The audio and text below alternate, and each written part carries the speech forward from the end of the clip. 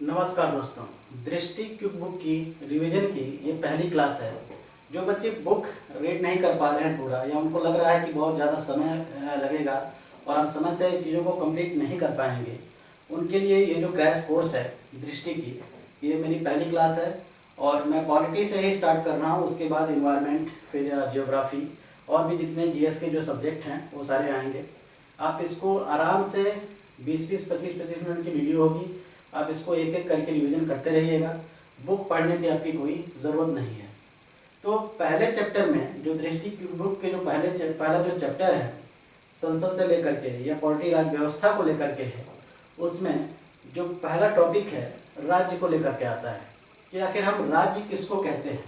बात को समझिए, क्या हम किसी देश को राज्य कह सकते हैं, या उस देश में उपस्थित जितने भी प्रांत हैं उनको राज्य कह सकते हैं। आखिर हम राज्य किसको कहेंगे, राज्य की एक्चुअल परिभाषा क्या होती है, राज्य में कौन कौन से एलिमेंट आते हैं, और राज्य पे शासन करने का अधिकार आखिर किसका है, सभी बातों को हम जानेंगे। सबसे पहले नहीं जान लेते हैं कि राज्य एक्चुअली में राज्य हम किसको कहते हैं, क्योंकि 2021 आईएएस यूपीएससी की परीक्षा में ये लगभग दूसरा या तीसरा ही क्वेश्चन था कि व्हाट इज स्टेट, राज्य किसे कहते हैं। उसके ऑप्शन में कुछ राज्य के एलिमेंट तत्व दिए गए थे, उसमें से हमको जो है ये चाटना था कि राज्य के कौन कौन से एलिमेंट होते हैं। तो इस लेवल के एग्जाम में भी यहाँ से क्वेश्चन आते हैं।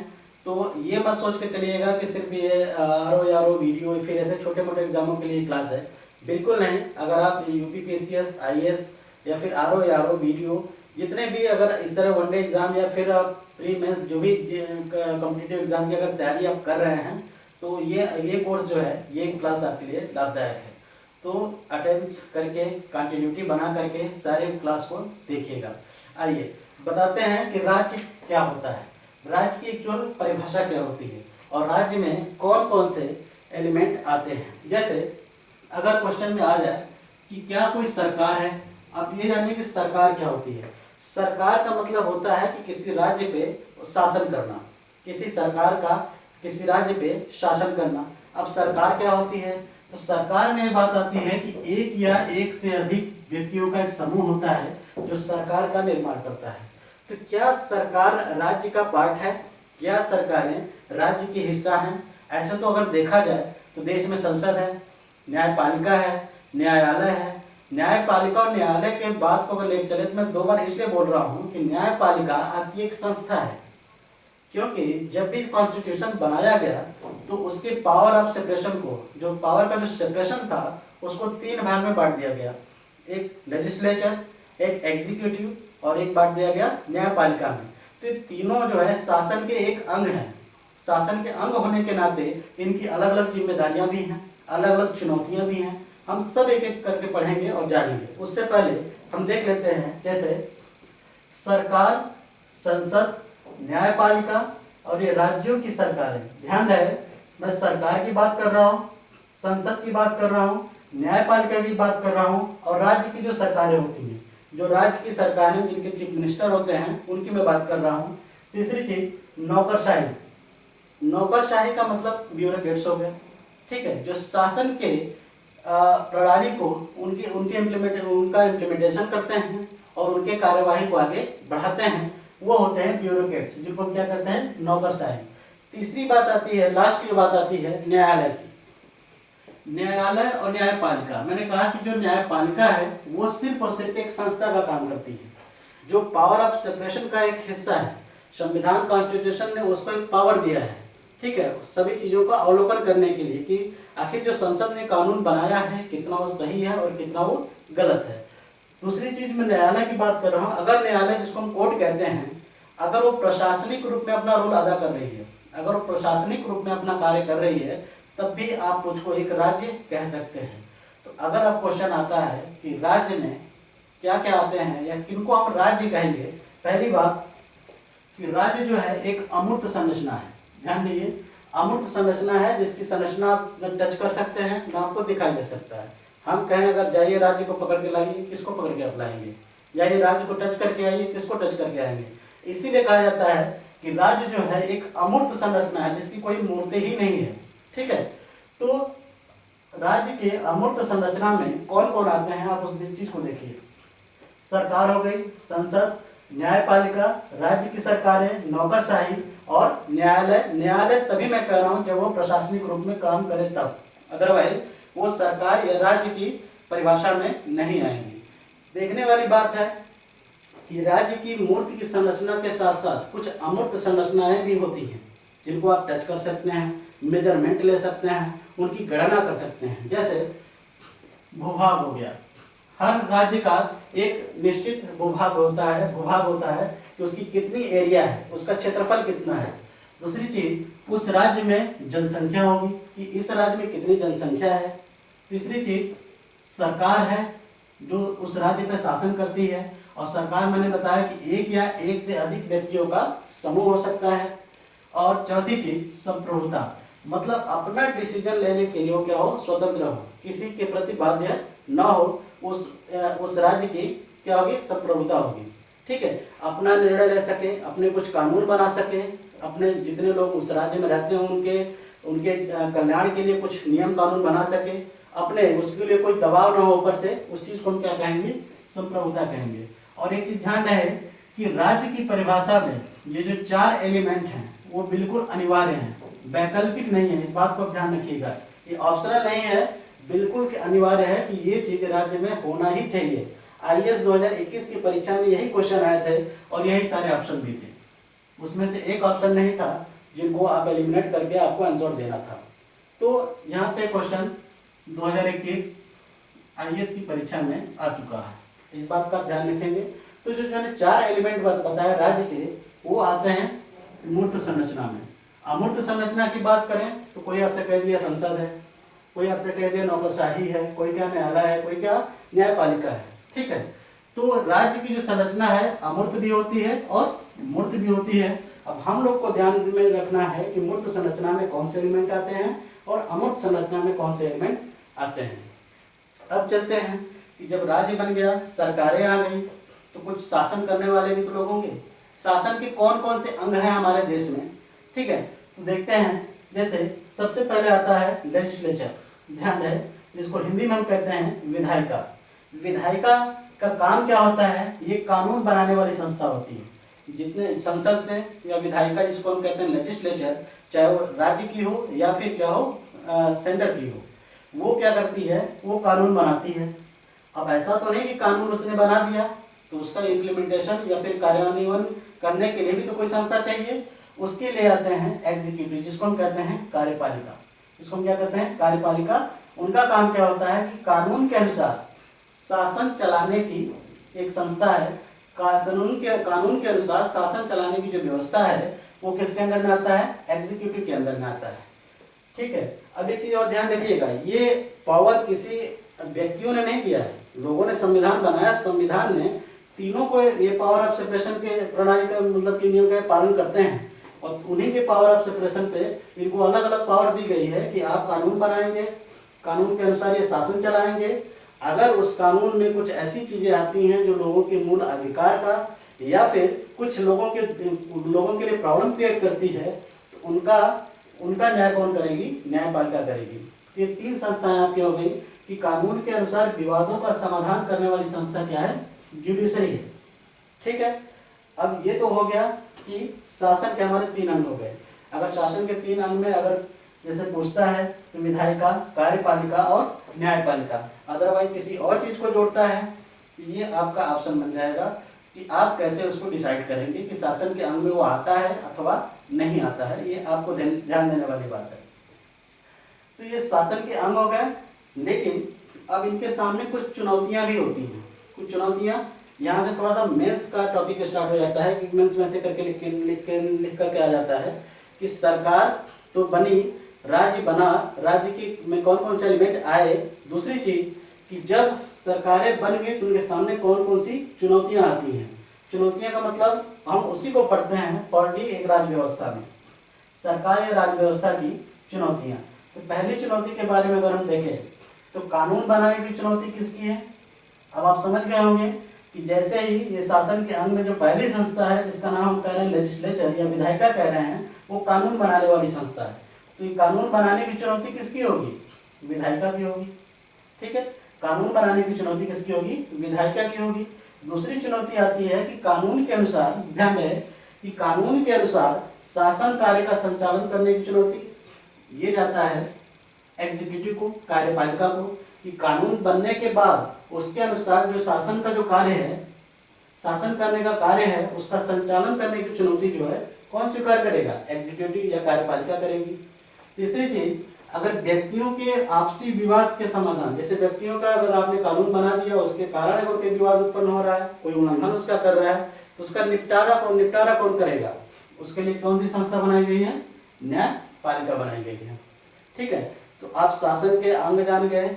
राज्य क्या हो गए? राज्य में कौन कौन से पार्ट आएंगे, राज्य के अमूर्त संरचना में कौन कौन से एलिमेंट आएंगे, और सरकार या किसी संस्था के सामने कौन कौन सी चुनौतियां होती हैं। आगे हम देखेंगे कार्यपालिका, या कि कार्यपालिका का मेन वर्क क्या होता है, काम क्या होता है।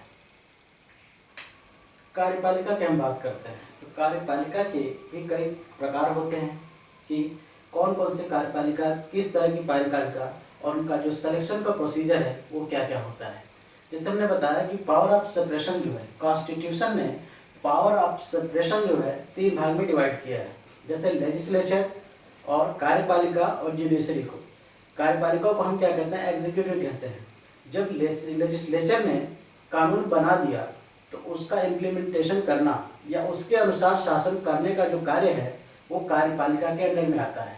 तो कार्यपालिका आखिर कितने प्रकार की होती है उसको एक बार जरा समझ लेते हैं। जैसे कार्यपालिका, पहली बात, या तो राजनीतिक होगी जो पॉलिटिकल होगी, पॉलिटिकल एग्जीक्यूटिव जिसको कहेंगे, या फिर दूसरा होगा एक अस्थायी कार्यपालिका होगी। अभी आते हैं अस्थायी कार्यपालिका पे। उससे पहले हम समझते हैं कि राजनीतिक कार्यपालिका किस प्रकार की और कितने प्रकार की होती है। जैसे अध्यक्षीय कार्यपालिका, जिस कार्यपालिका के अध्यक्ष होते हैं या फिर उसको अध्यक्षीय कार्यपालिका है, एक निश्चित अवधि के लिए किया जाता है, जो जनता के द्वारा चुना जाता है, प्रत्यक्ष या परोक्ष रूप से। प्रत्यक्ष या परोक्ष का कहने मतलब कि डायरेक्ट या फिर इनडायरेक्ट रूप से। जो जनता अपने प्रतिनिधि को चुन करके संसद या विधायिका में भेजती है, जिनको हम लेजिस्लेचर कहते हैं, उन्हीं का एक मंडल, एक केंद्रीय मंत्रिमंडल का गठन करता है, जो इन सब कानूनों पे, बनाए गए कानूनों पे जो है शासन करने के हक या अधिकार रखते हैं। जैसे अब देखा जाए तो दूसरी जो कार्यपालिका है उसको हम कहते हैं संसदीय कार्यपालिका। संसदीय कार्यपालिका, पहली बात तो भारत और ब्रिटेन का एक जो प्रारूप जो चलता है यहाँ की कार्यपालिका का, वो भारत और ब्रिटेन में प्रचलित है। जैसे यह प्रणाली भारत और ब्रिटेन में प्रचलित है, विधायिका के सदस्यों में से ही कार्यपालिका का चयन होता है। जैसे मैंने बताया कि जनता जब अपने प्रतिनिधियों को चुन करके संसद में भेजती है, तो मान लीजिए कि जो गवर्नमेंट, जो सरकार, जो भी पार्टी सरकार बनाती है, उसके कुछ ही सांसद ऐसे होते हैं जो एग्जीक्यूटिव या कार्यपालिका के पार्ट बन पाते हैं, तो वही एक संसदीय कार्यपालिका का भाग हो जाता है। दूसरी चीज, अब ये सुनने में आता है कि दोहरी कार्यपालिका क्या है, बहुल कार्यपालिका क्या है, ये फिर क्या ये भारत में लागू है अथवा नहीं लागू है, इसको जरा देखते हैं। दोहरी जो कार्यपालिका है, इसमें शक्तियों का जो सेपरेशन है वो 2 भागों में है, या दो लोगों के अधिकार में होता है, और यह भारत में नहीं बल्कि कहाँ पे, फ्रांस में प्रचलित है। दोहरी कार्यपालिका का जो प्रावधान है वो फ्रांस में प्रचलित है। इसमें जो कार्यपालिका है, ध्यान रहे, इसमें जो कार्यपालिका की जो शक्ति है, पावर ऑफ जो एग्जीक्यूटिव है, वो राष्ट्रपति और प्रधानमंत्री में डिवाइड है। भारत में ऐसा नहीं है। भारत में पूरी की पूरी शक्ति किसको है? प्रधानमंत्री को है। ठीक है, लेकिन जब दोहरी जहाँ कार्यपालिका है, दोहरी कार्यपालिका में जो पावर ऑफ सेपरेशन है वह राष्ट्रपति और प्रधानमंत्री के बीच में विभाजित की गई है। उसी तरीके से जो बहुल कार्यपालिका, जो पाली एग्जीक्यूटिव जहाँ कहा जाता है, वहाँ पे क्या है, ये प्रणाली जो है स्विट्जरलैंड में प्रचलित है। दोहरी कार्यपालिका फ्रांस में प्रचलित है, बहुल कार्यपालिका स्विट्जरलैंड में प्रचलित है। इस दोहरी कार्यपालिका हम देख रहे थे कि जो पावर ऑफ सेपरेशन है वो प्रेसिडेंट और पीएम, राष्ट्रपति और प्रधानमंत्री दोनों लोग में डिवाइड है। लेकिन बहुल कार्यपालिका में जो पावर ऑफ सेपरेशन है वो कई लोगों में डिवाइड है। जैसे देखते हैं, पहली बात, ये प्रणाली स्विट्जरलैंड में प्रचलित है। इसमें राजनीतिक कार्यपालिका, ध्यान रहे, राजनीतिक कार्यपालिका के जो सभी सदस्य होंगे मतलब कि बहुल कार्यपालिका का जो सिस्टम है उसमें जो राजनीतिक कार्यपालिका के जो जितने भी सदस्य होंगे उनमें शक्तियों का बंटवारा बराबर भाग में होगा। मतलब सबके पास बराबर शक्ति होती है, डिसीजन लेने की शक्ति सबके पास बराबर होती है। किस सिस्टम में? जहाँ पे बहुल कार्यपालिका का प्रावधान है या फिर बहुल कार्यपालिका की प्रणाली पे सिस्टम चल रहा होता है। दूसरी और एक चीज देखते हैं, जैसे जिन देशों में न्यायपालिका मूल अधिकारों का संरक्षण करती है या मूल अधिकारों के संरक्षण की गारंटी देती है, मूल संविधान के मूल अधिकारों की गारंटी देते हैं, वहाँ जो न्यायपालिका होती है मूल अधिकारों की संरक्षक मानी जाती है। तो आप जैसे आर्टिकल 32 के अनुसार तुरंत कहाँ चले जाते हैं? सुप्रीम कोर्ट में चले जाते हैं। आपके मूल अधिकार का हनन हो रहा है, सुप्रीम कोर्ट में चले गए। आर्टिकल 226 के अनुसार हाई कोर्ट में चले गए। तो लोगों ने समझा कि राजनीतिक कार्यपालिका कितने प्रकार की होती है, ठीक है, उनका चुनाव कैसे होता है और उनका काम क्या है। अब आते हैं थोड़ा अस्थायी कार्यपालिका पे। ध्यान देंगे कि अस्थायी कार्यपालिका ये भंग नहीं होती है, इसमें ब्यूरोक्रेट्स आते हैं। जैसे इसमें उच्च पदाधिकारी शामिल होते हैं जो अधिकारी तंत्र के अंग होते हैं, जो एक प्रशासनिक के अधिकारी तंत्र के अंग होते हैं, उसके उच्च पदाधिकारी अस्थायी कार्यपालिका में शामिल होते हैं। एग्जाम्पल के तौर पे आप देखिए तो जो सचिव हो गए, आईएएस हो गए या सिविल सेवाओं से आने वाले जो अधिकारी होते हैं वो अस्थायी कार्यपालिका के अध्यक्ष होते हैं या फिर अस्थायी कार्यपालिका के भाग होते हैं।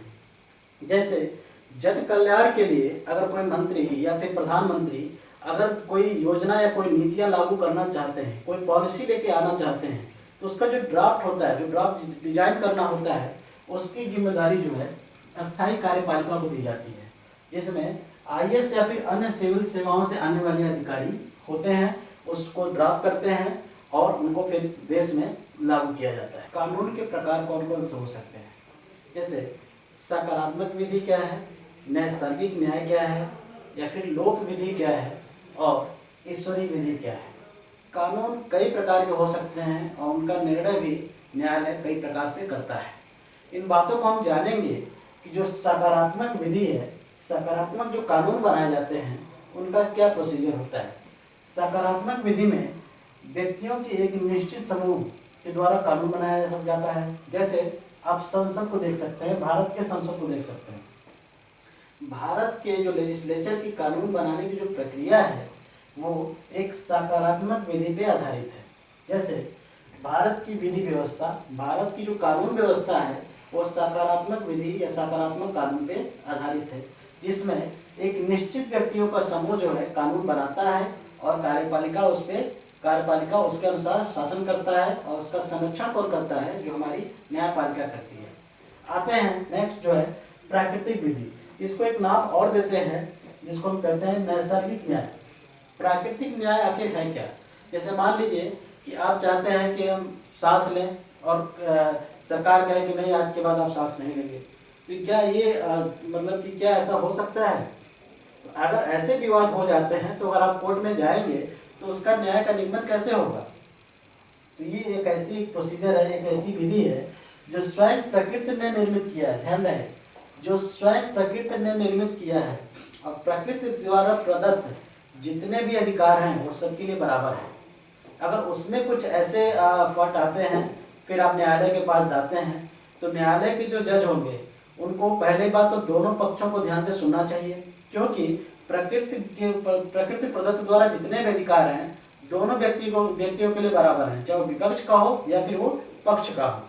ठीक, तो उसमें जो है जैसे सांस लेने का अधिकार, जीवन जीने का अधिकार, आर्टिकल आपने 21 पढ़ा होगा। उसमें जैसे अभी लॉकडाउन में क्या लगा था कि कोई घर से बाहर नहीं निकलेगा, तो ये भी तो आपका एक मूल अधिकार है कि आप घर से बाहर क्यों नहीं निकल सकते। हम स्वतंत्र देश के स्वतंत्र नागरिक हैं तो घर से बाहर क्यों नहीं निकल सकते।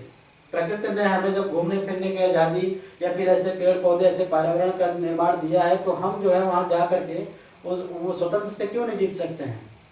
इस पर अगर कोई रोक लगाता है तो इसके न्याय निगमन की जो प्रणाली है वो एक नैसर्गिक विधि या फिर प्राकृतिक कानून के दायरे में आती है। ठीक, तो अब इस चीज को आप समझ गए होंगे।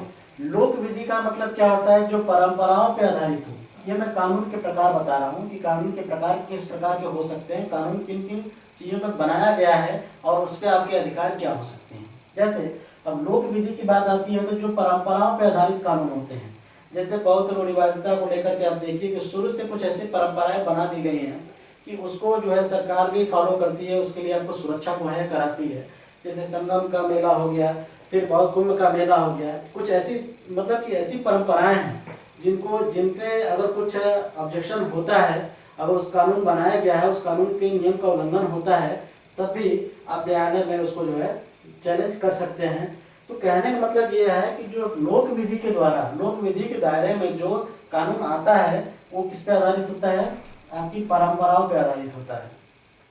तीसरी चीज ईश्वरीय विधि जैसे हो गई, ऐसे देश जहाँ पे कुछ धार्मिक ग्रंथ होते हैं और उन्हीं को संविधान मान लिया जाता है कि धार्मिक ग्रंथों में जो कुछ लिख दिया गया, चाहे पारसी के हो, इस्लामिक हो, ठीक है, चाहे जैसे भी हो, हिंदू के ग्रंथ हो, अगर मान लीजिए कि अगर उन्हीं ग्रंथों को ही संविधान मान लिया गया तो जो चीज ग्रंथ में लिखा गया है उसी के अनुसार उनका देश चलेगा। तो उनका जो न्याय होगा या उनका जो कानून बनाया जाएगा, उनको ईश्वरीय विधि को ध्यान में रखते हुए कि आखिर उनके ग्रंथों में क्या लिखा गया है उसके अनुसार ही उनका न्याय किया जाएगा। तो ये रहा पूरा लेसन फर्स्ट का एक की रिवीजन रहा। ऐसे ही हर चैप्टर का एक रिवीजन होता रहेगा। आप लोग क्लास को देखते रहिए, चैनल को लाइक, सब्सक्राइब और शेयर करते रहिए, अपने दोस्तों के पास पहुंचाइए इसको, ताकि वो भी इसका लाभ उठा सकें, इसका फायदा उठा सकें और तैयारी अपनी अच्छे से करते रहिए। धन्यवाद।